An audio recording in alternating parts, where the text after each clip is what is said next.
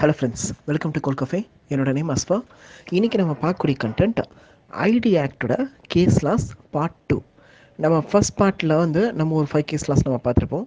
அதோட கண்டினியூஷன் தான் இது பார்ட் 2. இந்த கேஸ் லாஸ் நம்ம எது ரிலேட் பண்ணி பார்க்க போகிறோம்னா settlement, adjudication and arbitration. Case law number 1, Singaravelu and few drivers. இவங்களுக்கும் கம்பெனிக்கு ஆப்போசிட்டாக தான் இந்த கேஸில் இருக்குது.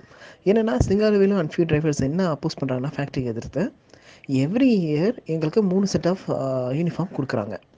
இந்த வருஷம் எனக்கு 2 செட் ஆஃப் யூனிஃபார்ம் தான் கொடுத்துருக்காங்க, எங்களுக்கு அது பத்தாது, 3 செட் ஆஃப் யூனிஃபார்ம் கம்பல்சரி வேணும் அப்படிங்கிறமே அவங்க டிஸ்பியூட்டுக்கு வராங்க. ஸோ இது மேனேஜ்மெண்ட் அவங்க 2 பேரும் உட்காந்து அதை சால்வ் பண்ணுறாங்க. என் ரிசல்ட் சரி 3 செட் ஆஃப் யூனிஃபார்ம் கொடுக்கலாம் அப்படிங்கிற மாதிரி செட்டில்மெண்ட் அக்ரி ஆகுது. அந்த செட்டில்மெண்ட் முடிஞ்ச பிறகு கிளீனர்ஸ் அந்த செட்டில்மெண்ட்குள்ளே வரல. ஆக்சுவலாக அந்த டிஸ்பியூட்டியோ அந்த செட்டில்மெண்ட்டுக்குள்ளே அவங்க வரல. பட் கிளீனர்ஸும் திருப்பி டிமாண்ட் பண்ண ஆரம்பிக்கிறாங்க, எங்களுக்கும் 3 பேர்ஸ் ஆஃப் யூனிஃபார்ம் வேணும்ன்ட்டு. வெதர் கிளீனர்ஸும் இந்த 3 செட் ஆஃப் யூனிஃபார்ம் இந்த ஜட்ஜ்மெண்ட் இதில் அவங்களும் எலிஜிபிள் ஆவாங்களா அப்படிங்கிற மாதிரி கொஸ்டின் ரைஸ் பண்ணியிருக்காங்க. அதுக்கு என்ன எண்ட் ரிசல்ட் கொடுக்குறாங்கன்னா, கண்டிப்பாக கிடையாது. செட்டில்மெண்ட் யாரை சார்ந்து யார் அந்த டிஸ்பியூட்டில் இருந்து அவங்களுக்குள்ளே செட்டில்மெண்ட் ஆகிருக்கோ அவங்களுக்கு மட்டும்தான் செட்டில்மெண்ட்கான ரிவார்டு ஒர்க் ஆகும், வேறு யாருக்குமே ஒர்க் ஆகாது. இதுதான் settlement.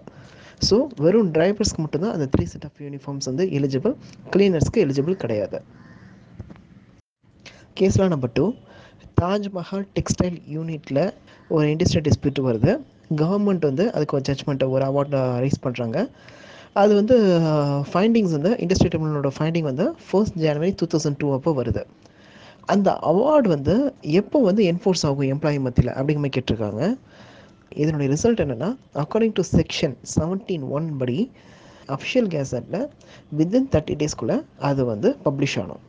And then publish ஆனதுலேருந்து within 30 டேஸ்க்குள்ளே அந்த லா என்ஃபோர்ஸ் ஆயிரும். இதுதான் கேஸ்லா 2க்கான ஃபைண்டிங்ஸ். கேஸ்லா நம்பர் 3, தினகர் அண்ட் கோ இவங்களுக்கும் எம்ப்ளாயீஸ்க்கு ஒரு டிஸ்பியூட் ரைஸ் இருக்குது, லைக் சேலரி அண்ட் வேஜஸில். அதுக்கு ஒரு அவார்டு ரைஸ் பண்ணியிருக்காங்க. அதுபடி தான் சேலரி கொடுத்துட்டு வந்துருக்காங்க. அந்த அவார்டோட எக்ஸ்பைரி டேட் பார்த்திங்கன்னா 31 டிசம்பர் 2001. அந்த எக்ஸ்பைரி டேட் முடிஞ்ச பிறகு தினகரன் கம்பெனி என்ன பண்ணியிருக்காங்கன்னா, அந்த அவார்டில் என்ன சேலரி சொல்லியிருந்தாங்களோ அதுக்கும் கம்மியாக கொடுக்க ஆரம்பித்தாங்க. பிகாஸ் அவங்கள பொறுத்தவரை என்ன சொன்னாங்கன்னா, நீங்கள் இந்த கேஸில் கொடுத்த ஜட்ஜ்மெண்ட்டை இந்த ஜட்ஜ்மெண்ட்டோட வேலிட் பார்த்தீங்கன்னா 6 months to 1 year தான். ஆல்மோஸ்ட் அந்த பீரியட் க்ளோஸ்டு. ஸோ இதுக்கப்புறம் நான் என்னோட இதில் நான் சேலரி கொடுப்பேன், நீங்கள் ஃபிக்ஸ் பண்ண சேலரி என்னால் கொடுக்க முடியாது, நான் கம்மியாக தான் சேலரி கொடுப்பேன் அப்படிங்கிற மாதிரி அவரை கொண்டு போகிறாரு. அதுக்கு ஒர்க்கர்ஸ் அப்ஜெக்ட் பண்ணியிருக்காங்க. ஸோ இதோட எண்ட் ரிசல்ட் என்ன ஃபைண்டிங்ஸ் கொடுத்துருக்காங்கன்னா, workers R justified.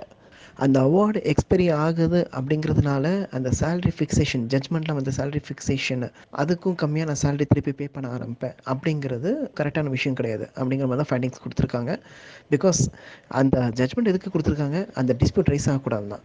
Once again திருப்பி அந்த டிஸ்பியூட் எதனால் ரைஸ் ஆச்சோ அதே விஷயத்தை திருப்பி பண்ணுறது இட்ஸ் நாட் குட். ஸோ கொஞ்ச நாள் அதை கண்டினியூ பண்ணணும், லேட்டராக we can check it out. இந்த மாதிரி தான் இதுக்கு ஃபைண்டிங்ஸ் கொடுத்துருக்காங்க. நெக்ஸ்ட் கேஸ்லாம் நம்பர் 4, மேனேஜ்மெண்ட் அண்ட் எம்ப்ளாயி இவங்க 2 பேருக்குள்ளே ஒரு டிஸ்பியூட் இருக்குது. இந்த டிஸ்பியூட் லேபர் கோர்ட் ரெஃபரன்ஸ் பண்ணிகிட்ருக்காங்க, என்கொயரி பண்ணிகிட்ருக்காங்க. இந்த மாதிரி நேரத்தில் இந்த மேனேஜ்மெண்ட் அண்ட் எம்ப்ளாயி என்ன பிளான் பண்ணுறாங்கன்னா, சரி நம்ம ஏன் ஒரு ஆர்பிட்ரேட்டர் வச்சு இந்த டிஸ்பியூட்டை நம்ம சால்வ் பண்ணக்கூடாது, ஒரு மீடியேட்டர் ஒரு பர்சன் வச்சு நம்ம சால்வ் பண்ணக்கூடாது அப்படிங்கிற மாதிரி திங்க் பண்ணுறாங்க. இது கரெக்டாக அப்படிங்கிற மாதிரி கொஸ்டின் ரைஸ் பண்ணியிருக்காங்க. இது தவறு அப்படிங்கிற மாதிரி தான் ஆன்சர் பண்ணியிருக்காங்க. பிகாஸ் நீங்கள் லேபர் கோர்ட்டோ இண்டஸ்ட்ரியல் ட்ரிபியூனல் நேஷனல் ட்ரிபியூனல் இது வரதுக்கு முன்னாடி நீங்கள் ஆர்பிட்ரேட்டர்கிட்ட வச்சு நீங்கள் என்கொயரி பண்ணியிருக்கலாம். அதில் சால்வ் ஆகலன்னா அதுக்கப்புறம் நீங்கள் லேபர் கோர்ட்டுக்கு வந்திருக்கலாம். லேபர் கோர்ட்டில் ஒன்ஸ் இந்த டிஸ்பியூட் டிஸ்கஷனுக்குள்ளே வந்த பிறகு நீங்கள் எந்த ஸ்டெப்பும் எடுக்கக்கூடாது. You should not go backward. Labour கோர்ட்டோ இண்டஸ்ட்ரியல் ட்ரிபியூனலோ நேஷனல் ட்ரிபியூனல் உள்ளே வந்த பிறகு ஆர்பிட்ரேட்டர் உள்ளே வரவே முடியாது அப்படிங்கிற மாதிரி தான் சொல்லியிருக்காங்க.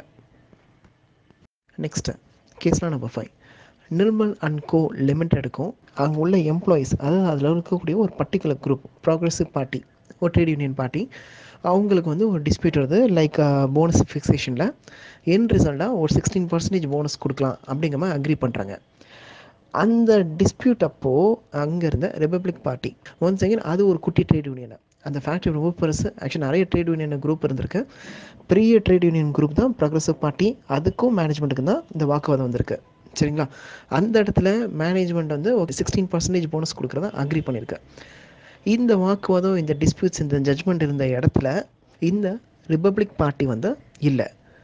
ஸோ தட் இந்த ரிபப்ளிக் பார்ட்டி வந்து இந்த போனஸ்க்கு எலிஜிபிள் இருக்காங்களா இல்லையா? இந்த பார்ட்டி இந்த கலெக்டிவ் பார்கெனிங் வந்து ஒன்ஸ் அகேன் அந்த மேஜர் பார்ட்டிக்கும் மேனேஜ்மெண்ட் மட்டும் தானே வந்திருக்கு. ஸோ இந்த சின்ன பார்ட்டி வந்து இதுக்கு எலிஜிபிளா அப்படின்னு பார்த்தா, கோர்ட் என்ன ஃபைனலைஸ் டிசிஷன் கொடுக்குறாங்கன்னா, binding the majority of the workers has binding on the minority of the employees two.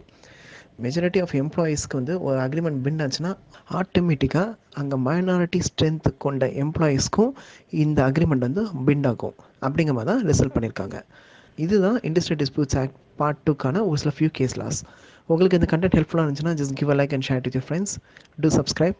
வேறு ஏதாவது டாபிக் வேணும்னா கமெண்ட்ஸில் ட்ராப் பண்ணுங்கள். Thank you friends.